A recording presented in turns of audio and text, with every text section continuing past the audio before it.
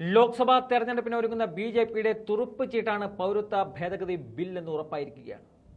തെരഞ്ഞെടുപ്പ് തീയതി തെരഞ്ഞെടുപ്പ് കമ്മീഷൻ അവരുടെ ഡയറിയിൽ കുറിച്ചിരിക്കുകയാണ്.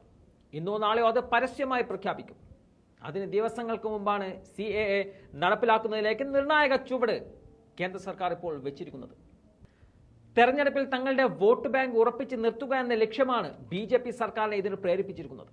സുപ്രീം കോടതിയിൽ നിന്നും കിട്ടിയ ഇലക്ട്രൽ ബോണ്ടിലെ തിരിച്ചടി മറച്ചുവെക്കാനുള്ള കേന്ദ്രത്തിന്റെ മറ്റൊരു നീക്കമായിട്ടും ഇതിനെ വ്യാഖ്യാനിക്കപ്പെടുന്നുണ്ട്.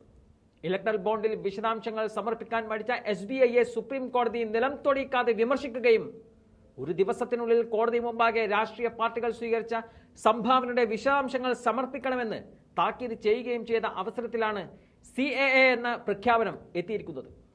ഇലക്ട്രൽ ബോണ്ട് എന്ന മോദി സർക്കാർ കൊണ്ടുവന്ന കൊടുക്കുന്നവന്റെയും വാങ്ങുന്നവന്റെയും വിവരം രേഖപ്പെടുത്തേണ്ടെന്ന രീതിയിലുള്ള സംഭാവന സുപ്രീം കോടതി നടപ്പില്ലെന്ന് പറഞ്ഞപ്പോൾ ശരിക്കും ആടി ഉലഞ്ഞത് BJP ആണ്.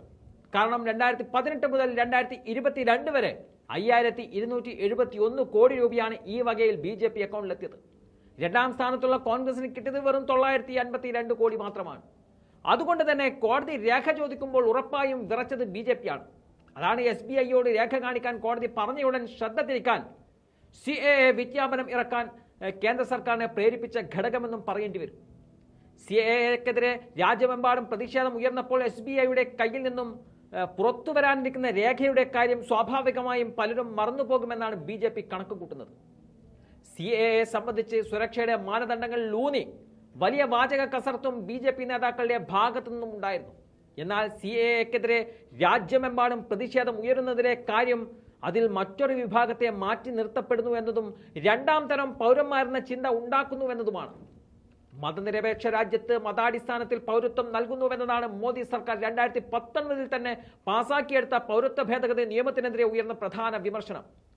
ഭരണഘടനാ തത്വങ്ങൾക്ക് വിരുദ്ധമാണ് ഈ പൗരത്വ ഭേദഗതി ബില്ലിലെ പുതിയ വ്യവസ്ഥകളെന്ന് വിമർശനം ഉയരുമ്പോഴും അത് അംഗീകരിക്കാതെയാണ് സുപ്രീം കോടതിയിൽ ഉൾപ്പെടെ കേന്ദ്ര സർക്കാർ നിലപാട് വ്യക്തമാക്കിയിട്ടുള്ളത്. മോദി അധികാരത്തിൽ വന്ന് 2 വർഷത്തിനുള്ളിൽ, അതായത് 2016 കൊണ്ടുവന്ന ബിൽ ലോക്സഭ പാസാക്കിയെങ്കിലും രാജ്യസഭ കടന്നിരുന്നില്ല. പിന്നീട് പാർലമെന്റിന്റെ സംയുക്ത സമിതിക്ക് വിടുകയും വീണ്ടും 2019 ഡിസംബർ 10 ലോക്സഭ പാസാക്കുകയും ചെയ്യുകയായിരുന്നു. ലോക്സഭയിലെ രണ്ടാം മോദി സർക്കാരിന്റെ മൃഗീയ ഭൂരിപക്ഷം ലോക്സഭയിൽ കാര്യങ്ങൾ എളുപ്പമാക്കുകയും ചെയ്തു. NDAക്കൊപ്പം നിന്ന് നവീൻ പട്നായിക്കിന്റെ BJD അടക്കം പിന്തുണച്ചപ്പോൾ 2019 ഡിസംബർ 11 രാജ്യസഭയിലും ബിൽ പാസ്സാവുകയായിരുന്നു. NDAക്കൊപ്പം നിന്ന് നവീൻ പട്നായിക്കിന്റെ BJD അടക്കം പിന്തുണച്ചപ്പോൾ 2019 ഡിസംബർ 11 രാജ്യസഭയിലും ബിൽ പാസ്സാവുകയായിരുന്നു.